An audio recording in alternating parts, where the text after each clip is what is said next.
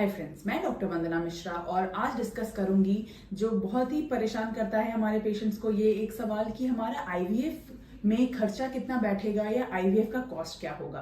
तो जैसे IVF procedure सबके लिए एक जैसा नहीं होता है, जैसे इनफर्टिलिटी का कारण हर किसी का एक जैसा नहीं होता है, उसी तरह से आईवीएफ में लगने वाला खर्चा भी हर किसी के लिए एक जैसा नहीं होगा। तो आपका खर्चा डिपेंड करेगा आपकी क्या कॉज है इनफर्टिलिटी की, उसके बेसिस पे।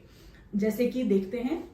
सपोज करिए अगर इनफर्टिलिटी का कॉज ट्यूबल फैक्टर है या अगर किसी महिला की दोनों नलियां ब्लॉक्ड हैं, फलोपियन ट्यूब्स ब्लॉक्ड हैं, तो उनका जब आईवीएफ किया जाएगा तो वो एक सिंपल आईवीएफ होगा जिसमें उन्हें 10 से 12 दिन के इंजेक्शंस दिए जाएंगे। फिर उनका एग बाहर लिया जाएगा, हस्बैंड का सैंपल लिया जाएगा, एम्ब्रियो बनाया जाएगा और उसको ट्रांसफर कर दिया जाएगा और 14 डेज के बाद में आपका रिजल्ट हमें पता चलेगा। तो ये एक सिंपल आईवीएफ प्रोसेस हुआ। पर अगर कुछ महिलाएं होती हैं जिनमें पॉलीसिस्टिक ओवेरियन सिंड्रोम होता है, जिसमें एग नंबर्स बहुत ज्यादा होते हैं, या एंडोमेट्रियोसिस होता है जिसमें हमें हार्मोनल सप्रेशन करने की जरूरत होती है, या अगर यूट्रस में कोई फाइब्रॉयड है, पॉलिप है, या आपकी लाइनिंग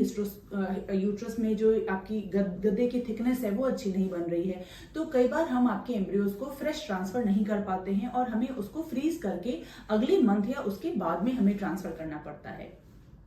तीसरा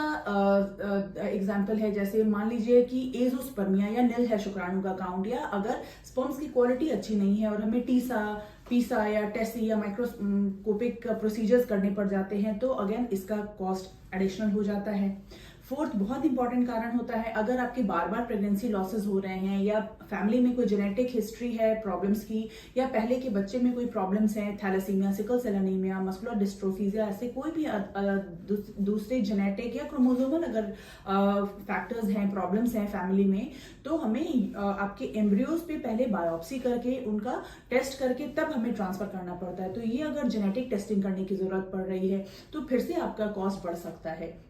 तो इस तरह से हर एक पेशेंट का आईवीएफ का कॉस्ट एक समान नहीं होता है, पर generally speaking most of the times हमें, और हाँ एक और चीज होती है, अगर हमें डोनर oocyte या डोनर सीमेन लेने की जरूरत पड़ रही है तो भी आपकी आईवीएफ के कॉस्ट में वो ऐड हो जाता है कॉस्ट। तो इस तरह से हम देखते हैं कि हर किसी के लिए एक समान नहीं होता है, बट जनरली स्पीकिंग एक आईवीएफ साइकिल का कॉस्ट अराउंड 1 to 1.5 लाख या 1 से 1.5 लाख के बीच में पड़ता है कहीं ना कहीं। और अगर आपके एम्ब्रियोज को हमें फ्रीज करना पड़ रहा है, अगर अच्छे एम्ब्रियोज और बचे हुए हैं आपके ट्रांसफर के बाद, तो हमें उसे फ्रीज करना पड़ता है, तो थोड़े बहुत ही फ्रीजिंग की कॉस्ट भी इनकर हो जाते हैं एक आईवीएफ के साइकिल में। तो इस तरह से जनरली आपका एक कॉस्ट अराउंड 1 to 1.5 लाख तक होता है, बट आप जरूर अपने डॉक्टर से अपने कॉस्ट के बारे में जानकारी लीजिए ताकि आप प्रिपेयर्ड रहेंगे और आपको फिर आगे जाके कोई मुश्किल नहीं हो पाएगी। सो इसके बारे में कुछ और जानना है तो आप हमसे कांटेक्ट कर सकते हैं। Thank you.